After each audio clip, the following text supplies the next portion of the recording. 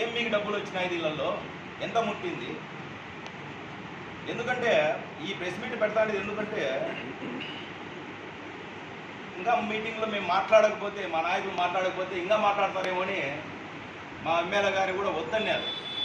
అన్న ఇది మనం మాట్లాడకపోతే ఇంకా చాలా అన్యాయంగా మాట్లాడేట్లా అయిపోతుంది, మేము ప్రెస్ మీట్ పెడతాం, మేమందరూ ఒప్పుకుంటాం, మేమందరూ పెట్టాలనుకునే ఉద్దేశంతో ఈరోజు మేము ఈ ప్రెస్ మీట్కి వచ్చి రావడం జరిగింది.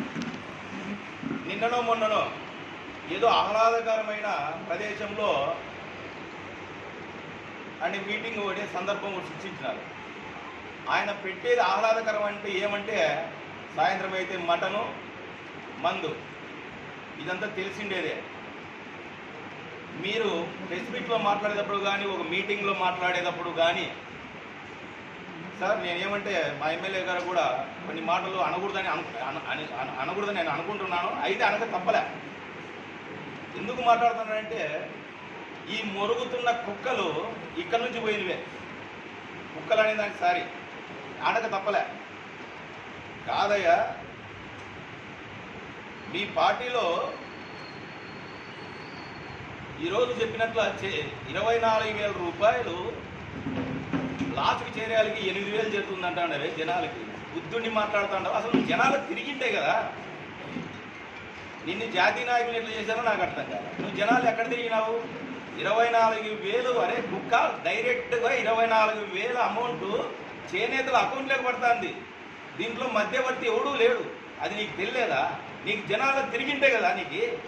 నువ్వు జనాల్లో తిరిగింటే వైఎస్ఆర్ కాంగ్రెస్ పార్టీలో జనాలకు చేయాల్సిన సేవని ఒకటనే చెప్తానవా? 8,000 రూపాయలు వాళ్ళ జోలు పెట్టి తుడుచుకుంటారు. ఇంకోటి ఏమని చెప్తావు?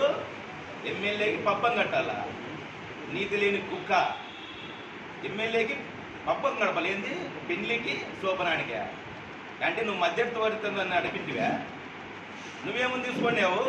ఎమ్మెల్యేకి సగం నువ్వు సగం ఇచ్చినావా? చెప్పు మీటింగ్ వచ్చి. ఏం మాట్లాడితే 4 కోస్తాను నా కొడక, జాగ్రత్త. మీ ఇష్టానుసారం కొద్ది మీటింగులో మాట్లాడితే ఇదే మీకు లాస్ట్ ఛాన్స్. ఏమంటే మీరు మాట్లాడుతుంటే మాట్లాడలేకపోతాం అనుకుంటాడరేమో. మాకు ఇక్కడ సంస్కారం నేర్పించినాడు మా ఎమ్మెల్యే, అయితే ఈరోజు లైన్ దాడుతున్నాం. ఎవరిని భయపడించినాము తెలుసా సార్? సత్యకుమార్ సార్, మీకు కూడా మేము గౌరవిస్తున్నాం, ఎందుకంటే మీరు జాతీయ పార్టీ నుంచి వచ్చిన వ్యక్తి కాబట్టి. ఒక వ్యక్తి మాట్లాడుతున్నాడు, చేనేత నాయకుడు అనుకుంటున్నాడు ఆయన, అయ్యిండొచ్చు.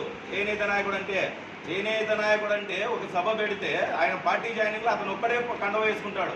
అంటే మీకు అప్పుడు కూడా అర్థం కాలే, ఆయనకి ఎంత ఇచ్చుకున్నావో తెలుసు. నువ్వు ఏడన్నా మాట్లాడితే కోట్లలో కొంటాడు అంటున్నారు. అతనికి 2 లక్షలు ఇచ్చినా వేస్టే. అది గుర్తుపెట్టుకో. ఏమైనా మోసపోయినావో మీరు చూసుకోండి. ఆ నాయకుడు ఎవరో తెలుసా మీకు? ఈరాజ్ నగేష్. అతనికి 2 లక్షలు ఇచ్చినా కూడా వేస్టే. వస్తున్నాయినా నువ్వు మాట్లాడేటప్పుడు నీకుండే నేను ఎందుకంటే వ్యక్తిగతంగా మాట్లాడకూడదు. ఎందుకంటే మా ఎమ్మెల్యే గారిని మాట్లాడినావు. ఎందుకు మాట్లాడినావు? నువ్వు క్షమాపణ చెప్పాలి. ఏం మాట్లాడతావు నువ్వు? శోభనానికి ఏం కుక్క ఏం మాట్లాడుతున్నావు నీకు తెలియదా? మీటింగ్లో వ్యక్తిగతంగా మాట్లాడకూడదంటే మాట్లాడతావా? చెప్పు, ఎక్కడ తీసుకున్నావు? నువ్వేమన్నా మధ్యవర్తిత్వం నడిపినావా? విశ్వాసం లేని మనిషి. ఇదే ఉక్కిసల గోవింద్ ఇంట్లో కనీసం 2 నెలలు కూడా కాలే ఆత్మీయ సమావేశం పెట్టినప్పుడు ఎమ్మెల్యేని పొగిడితివే. ఇవన్నీ రికార్డులు లేవనుకుంటాడా నువ్వు? ఒక 2 నెలల కిందట అంత బిర్యానీ నచ్చలేదా నీకు? ఏమి నచ్చలే? ఒక 2 నెలల వ్యవధుడు కాలేదే. మేము ఆత్మీయ సమావేశం పెడితే శివానగర్ ఉక్కీసల గోవింద్ ఇంట్లో ఎమ్మెల్యేని వివాహ వీరుడు సూర్యుడిని పొగిడితివే. మర్చిపోయినావా? అంటే నీ ఇష్టానికి కొద్ది ఏది పడితే అది మాట్లాడుతున్నావా? జాగ్రత్త.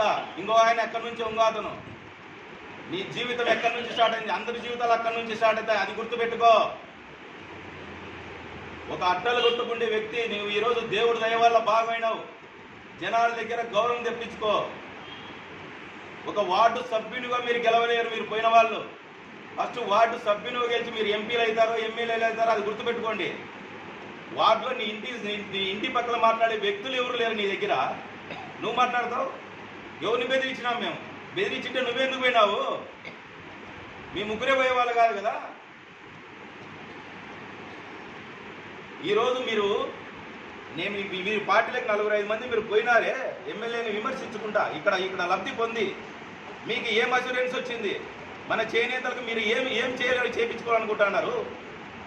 జాతీయ నాయకుడు కదా వచ్చిన ఆయన. జిఎస్టీ వల్ల చేనేత రంగం నాశనమై ఉంటే దానికి మీరేమన్నా అష్యూరెన్స్ తీసుకున్నారా? మళ్ళీ కొత్త స్కీమ్ ఎంఎస్ఎం. ఇట్లా చేనేత వ్యవస్థను నాశనం చేసి నిర్వీణం చేస్తున్న పార్టీకి మీరు ఎవరో సపోర్ట్ చేస్తున్నారంటే దీని అర్థం ఏమి? ఎంత ముట్టింది? 10 మందిని ఎంట తీసుకురాలేరు. నువ్వు మాట్లాడితే ఈరోజు జనాల్లో ఉండి జనం సమస్యలు తీర్చుకుంటూ మా వాళ్ళు ఇక్కడ కూర్చుండే వాళ్ళు కూడా జనం సమస్యలు లేకపోయేవాళ్ళు. నువ్వు ఒకసారి పార్టీ మీటింగ్ పెడితే ఇదే పుట్లమ్మ గుడి దగ్గర ఇదే నాగేష్ పార్టీ మీటింగ్ పెడితే నువ్వు ఒక్కనివే కండువ వేసుకుంటావు. 70-80 మంది రాలే నీ మహానికి. నువ్వు మాట్లాడతావు కేతిరెడ్డి గురించి, చేనేత వ్యవస్థ గురించి. ఏం తెలుసు నీకు? నీ బతుకేం తెలుసునా? తిరుపతిలో దర్శనం టికెట్లు అమ్ముకుంటే నా కొడుకు నువ్వు. జాగ్రత్త, ఇది ఖబర్దార్. దర్శనం టికెట్లు అమ్ముకొని నీ పబ్బం గడుపుకున్నావు నువ్వు ఈ 5 ఏళ్ళు. ఒక ఎమ్మెల్యేని మాట్లాడతావా? నీ కొడుకు ఉద్యోగం ఇప్పించింది అతను కాదా? ఈరోజు అతని శాలరీలో కూడా బతుకుతున్నావు కదా నువ్వు. మాటలు మాట్లాడితే జాగ్రత్త, 4 కోస్తాం. ఇంకా మీరు మాట్లాడేటువంటి అయిపోయినాయి, ఇంకా తగ్గించుకోండి. ఈరోజు మీరు చేనేతకు అన్యాయం జరిగింది అంటున్నారు కదా, తీసుకొచ్చుకో. ఇదే మోదీని పిలుచుకొచ్చి ఒక అసూరెన్స్ ఇప్పించు, ఒక జీవో ఇప్పించు, జిఎస్టీ ఎత్తివేస్తానమని. అప్పుడు ఒప్పుకుంటాం మిమ్మల్ని. అభివృద్ధి జరగలేదంటారా? ధర్మవరంలో కండ్లు పోయినాయి మీకేమన్నా? మీరేమన్నా బయటకు వచ్చి సచ్చింటే కదా అబద్ధం. కానీ ఎక్కితే కారు దిగితే కారు, సందులోకి పోయింటే కదా ధర్మవరంలో అభివృద్ధి గురించి మాట్లాడేదానికి. మీరు చేనేతలకు అన్యాయం జరుగుతుంది. చేనేతలు అన్యాయం జరిగితే ఓ నేషనల్ పార్టీలో అశ్వత్థ నారాయణ టికెట్ తెచ్చుకుంటే మీరు మనుషులైతే అతనికి చేయండి. చేయకోకుండా నోటికి వచ్చినట్టు సంతకాడు ఏదో తాపుకుంటే కుక్కలరిచినట్లు అరిగితే ఈసారి మురిగించుకునేది మేము కాదు. దయచేసి చెప్తాను, మీరు ఆపండి. ఆపితే గౌరవంగా ఉంటుంది. ఇంకా 7-8 మంది తిరుగుతా ఉన్నారు.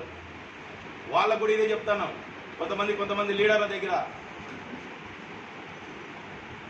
మీరు అదే చేనేతకు సంబంధించిన వ్యక్తులైతే నేను ఇప్పుడు చెప్తాను, అదే రంగనాథ సత్యనారాయణకే చేయండి, నేను ఒప్పుకుంటా.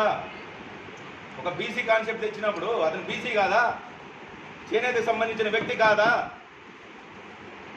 సిగ్గు లేకుండా మాట్లాడతావు. ఏది పడితే అది మాట్లాడతావు. మీరు మొగోళ్ళు అంటప్ప. వీళ్ళు యాడ్ చూపిల్లా ఏం మాట్లాడుతుంటారు నాయన మీటింగుల్లో? మీరు నాకు అర్థం కావడంలే. ఎప్పుడోసారి మైకులు తీసుకుంటే ఇట్లా ఉంటుందేమో. ఆ మైకులు తీసుకునేప్పుడు మాట్లాడే మాట కూడా జాగ్రత్తగా ఉండాలా, అది గుర్తుంచుకోండి.